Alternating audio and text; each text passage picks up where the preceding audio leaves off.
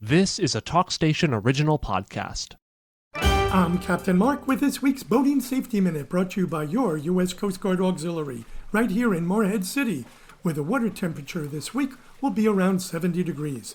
The big three for a safe and fun boating season: boat sober, never boat under the influence of alcohol, drugs, or medication, wear a life jacket. 87% of people who drowned in recreational boating incidents were not wearing one. Take a boating safety course. In incidents where the operator's instruction was known, 75% of fatalities occurred on boats where the operator had not received any boating safety instruction. Local notice to mariners: Beaufort Inlet Channel lighted buoys number 7, 9, 12, and 13 relocated for dredging. These Boating Safety Minutes are a public service of your U.S. Coast Guard Auxiliary. I'm Captain Mark. And remember, an educated boater is a safe boater.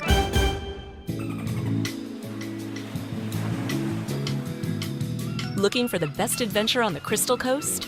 Step aboard with H2O, Captain Eco Tour, private boat excursions, and experience the coast like never before. Cruise the Intracoastal Waterway.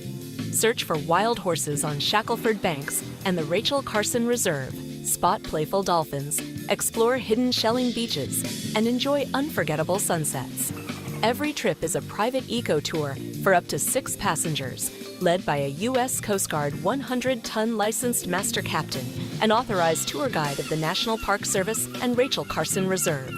Perfect for families, couples, and visiting friends. Book your adventure today at h2ocaptain.com. That's h2ocaptain.com. H2O Captain, where the Crystal Coast comes alive. Welcome aboard.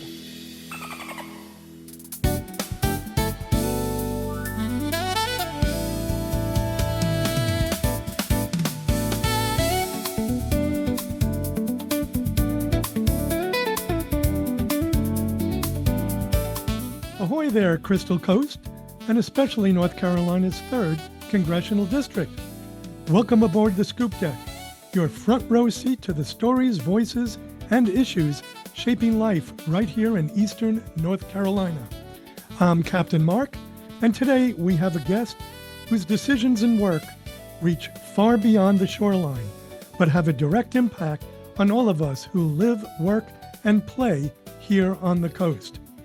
Joining us today is Congressman Greg Murphy, who represents North Carolina's 3rd District, covering much of Eastern North Carolina, including our Crystal Coast communities.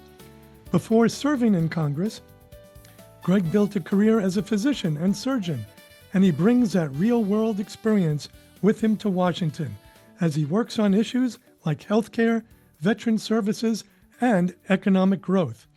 So whether you're out on the water, driving the causeway, or just enjoying a quiet moment, stay with us. The Congressman has offices to serve you in Washington, D.C., New Bern, Greenville, Jacksonville, Beaufort, and Manteo.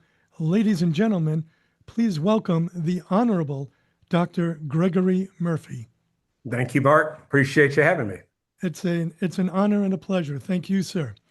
As a practicing physician and the only surgeon currently serving in Congress, how does your medical background shape your approach to healthcare policy, especially as it pertains to bringing down the premiums of Obamacare, which drastically skyrocketed this year? Yeah, Mark, you just nailed that on the head. You know, I've been a physician much longer than I've been in Congress, and as you point out, I actually still practice. And so our founding fathers wanted people to come out of life, come out of businesses and serve and bring that type of institutional knowledge to Congress. And that's hopefully what I do here up in Washington, D.C. You know, you nailed it on the head that premiums have skyrocketed since Obamacare came in. And you and I could talk for hours on really why that is. It's led to vertical integration. It's led to insurance company skyrocketing profits, et cetera. And so I'm laser focused on trying to bring down our premiums. And the reasons for why healthcare is so expensive these days, really, it's a very, very long list. But one of the biggest offenders really are our insurance companies. The fact that they're skyrocketing profits at the same time skyrocketing premiums. we're working to actually get out the nonsense of some of these insurance companies and what they do and how they nickel and dime people and really actually bring the cost of care down. That is one of the biggest things that I'm working on. I've been fighting insurance companies for years because they love to take your money, but they don't like to give it to the people who actually provide the care, and nor do they like to give it to the patients who actually need the care. Thank you, sir. Here in our area, we have, as you know, the Rachel Carson Reserve, and oftentimes you can catch the American bald eagle flying around. Yeah. This is one of the proud symbols of the United States of America. The Endangered Species Act saved this American iconic animal. The Endangered Species Act, as you know, is considered one of the most successful conservation laws ever written. Should Congress now save the ESA? Well, I think it's important you point out, you and I were talking offline. I have a little place in Emerald Isle, and we've had it for 30 plus years. Just this past year, we put up an osprey nest, hopefully to attract an osprey, but it's attracted a couple eagles. And it is so beautiful to sit on the porch and look and see in these beautiful, majestic birds. There's so much of Eastern North Carolina that we love, that we appreciate, and we want that to be there for generations to come. We want to make sure that those species that are under a lot of pressure are protected.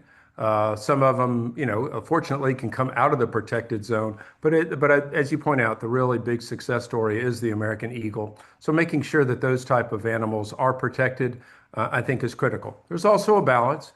There's also a balance that we have between managing our resource and enjoying our resources. So I think, again, putting back to balance as to what's important, how we preserve them, how we preserve also our enjoyment of them is going to be key. Yeah, very good. Thank you. In North Carolina, some former contract poultry farms are transitioning to grow specialty crops like mushrooms and greenhouse vegetables through programs like the Transformation Project. Would you support federal funding mechanisms or incentives that help farmers transition from industrial animal production to more diversified and sustainable forms of agriculture? Mark, Eastern North Carolina is known for a lot of things. We talked about the coastline. We've talked about, some of our military aspects. But I think also we look at and see how important agriculture is for Eastern North Carolina. It's still the largest economy within the state. There are certain pressures that we're getting. I serve on a committee called Ways and Means, and I serve on the trade subcommittee. We're having a lot of pressure from other countries, Egypt, Brazil, et cetera, that now we're having to compete with certain agricultural products on the world stage where we haven't had as much competition before. Allowing diversification within our farmers is critical, helping them do that because we need our farmers. The food just doesn't magically show up on our table or in the grocery stores. It doesn't? Helping them adapt to a changing environment really is going to be critical. How much we can use federal resources to do this, that's always been a question. Passing our farm bill has always been critical, and we passed some parts of this recently. Being able to make our farmers, allow them to change course sometimes, especially as a lot have gotten away from tobacco, is going to be critical. Good. Also in our area, we're surrounded by water. Hence, commercial and recreational fishermen often feel the pressure of regulations. Yeah. How do you balance environmental changes, conservation, climate change, rising sea levels, and water pollution that emanates from hog farms and with keeping our fishing heritage alive? Yeah, it's a balancing act. All of this is a balancing act. How do we manage our resources? How do we enjoy our resources? But how do we grow crops and grow hogs for that matter? I think our hog farmers really in the last quarter century have done a very, very good job of being good stewards of their environment in their lagoons, protecting those things, actually using some of that stuff for methane gas. And so it is a balancing act, Mark. We want to make sure that we preserve our wonderful coastline. We want to preserve our resources. The balancing act between commercial fishermen and recreational fishermen always is a challenging one. One is a lifestyle, and the other one is as an income. It's a living. And so, I think North Carolina has done a pretty good job of that. It's has its bumps and bruises along the way, as we saw this past year with some of the attempts to repeal the shrimp trawling on the America in the America, excuse me, in the North Carolina coast. But it's all part of the balancing act to make sure that we can manage our resources, but also enjoy our resources at the same time. Yeah, it's a balancing act, and I tell you one thing though, I know there's been a phrase going around for a number of years now, drill baby drill. And our good friends at the NGO Oceana want to thank you very much for going to bat for us for here in northeastern North Carolina on the shore to not drill baby drill. And we thank you very much for being a part of that and going to bat for Well, a Mark, we're small not at, household. we're just not at that point yet. We have so much that we're able to get from other resources. Fracking's done a great deal. There's some other places that really we're able to get the oil and gas that we need to function as a society. If you had to name a single biggest pressure point facing the Crystal Coast right now, what would it be and what's being done about it? Yeah, affordable housing, I think, is going to be up top of the list there because we've had so many people that have moved in, especially since COVID, from outside the state or other parts of the state. They put a lot of pressure on affordable housing. We've seen this in other parts of the on the Outer Banks where literally, waitresses, people that work in hotels, et cetera, can't afford anywhere because we've had so many people come in and move in. Prices have skyrocketed. This has hurt a lot of the people, especially down east, whose families and generations have been there for a long, long time, where all of a sudden it's cost prohibitive to be able to pay taxes, et cetera, et cetera. So, this is, again, as I've said many times just during this broadcast, it's a balancing act.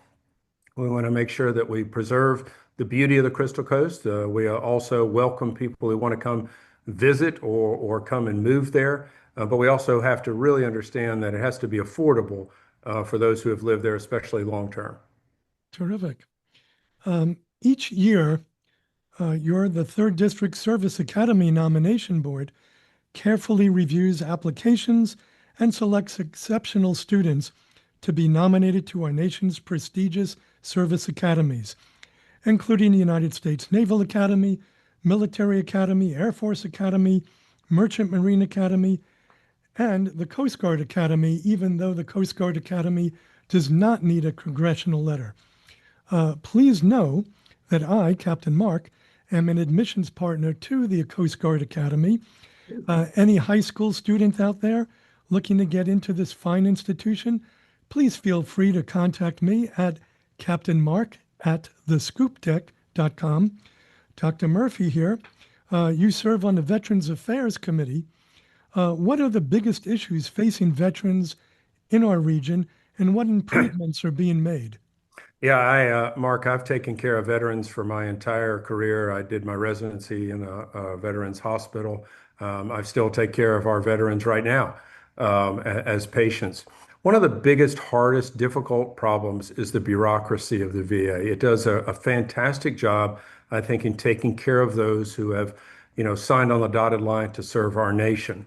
It's a difficult and challenging thing with the bureaucracy that is faced. I think the VA does a tremendous job, but there's so many areas of improvement. I have a specific interest in veterans who suffer from PTSD and TBI, especially when they go through all the things that the VA offers and they get to a point where none of those are working. I'm a big fan of something called hyperbaric oxygen, which is a high delivery system of oxygen.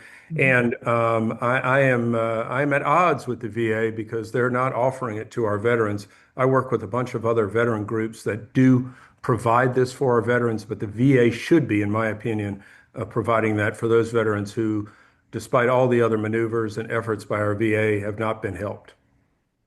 Got it. Here in North Carolina, sadly, we are no strangers to hurricanes. How prepared is Eastern, and I know it's not your district, but also Western North Carolina, prepared today compared to just a few years ago? Well, preparedness is an individual thing. It's also a municipality. It's a statewide thing. What we saw with Hurricane Helene in the western part, people could not have predict or prevented, truth be told. So much of that water, which when we get a hurricane in the east, we can park on farmland or flat land over in the western part of the state. It just came running down the hills and into gullies and literally washed towns away and houses away. There's only so much preparedness that you can do when those type of occurrences hit. What we have in eastern North Carolina is, building codes have increased. We also have awareness of trying to make sure that people get to a safe place. Sadly enough, especially on some of the Outer Banks areas, we have a lot of folks who have weathered storm in the past and they still insist upon staying there during hurricanes. I think that's a dangerous, dangerous thing to do because not only do they put themselves at risk, they put at risk those who are in life-saving occupations, put them at risk also. So it's a personal decision on so many different levels. It's business decisions, it's municipality decisions. The hurricanes are not going away. They've been with us since the beginning of time. How we deal with them really is going to be up to us. So this winter, as no doubt you remember, we had a record snowstorm. Yeah. And clearly, it would not be a correct assessment to put tax dollars into snow removal, which happens here every 10 or 20 years. But going back to the hurricanes that do happen generally on an annual basis, what more, and I understand the preparedness of the individuals, what more can the local or federal government do to give assistance? Well, the biggest thing is the National Weather Service keeps us updated as to when and where things are happening. And, we all sit there on the television in Eastern North Carolina, and when those big circular storms come after June, July, August, especially in September and October, everybody's glued to the television. Funding the things that need to be funded as far as keeping awareness going is critical. There's only so much that government can do to prevent problems. It's going to be so much as to individual homeowners, et cetera, as to how they weather the storms. Afterwards, I think our FEMA, our state and local institutions really do a very, very good job in very difficult circumstances. Do you feel that NWS and NOAA, for instance, have been hurt insofar as service to the public, in that through DOGE and other federal cuts, many researchers and scientists were in fact cut? Well, Mark, the government every so often, just like a business, when I ran a small business, at the beginning of every year, we'd go back and look and say, what do we do right? What do we do wrong? Where do we make adjustments? You have to do that every so often in government. And truth be told, it had not been done ever. And so we had so many agencies that had just grown so huge and so bureaucratic. You needed to come in and with reform. And yeah, a lot of things were changed. There were jobs that were eliminated. I don't think we've changed our critical element of what government is supposed to do. But, truth be told, government can't be everything for everybody all the time. And it should not be seen as a source of just, hey, this is my career. I'm going to always be employed by the government. There have to be changes. There have to be reforms. And sometimes that's painful. But we can't just always keep pouring more money into government without reform. Got it. You had mentioned that there are more people moving in to Eastern Carolina. Are we keeping up with that infrastructure needed for them? Roads, bridges, waterways? What's your thought about that? Yeah, North Carolina looks like now it's embraced the North Carolina symbol is the orange trash can that's on the highways. It seems like that's everywhere for rebuilding. Look, you go around the triangle, you go around anywhere where there's constant building. It's a process. That's really much more of a state issue, so much than a federal issue. I think North Carolina has one of the highest road systems of any state in the country. How we keep up with that takes a lot of money, and that's why we need the state to have a budget. Got it.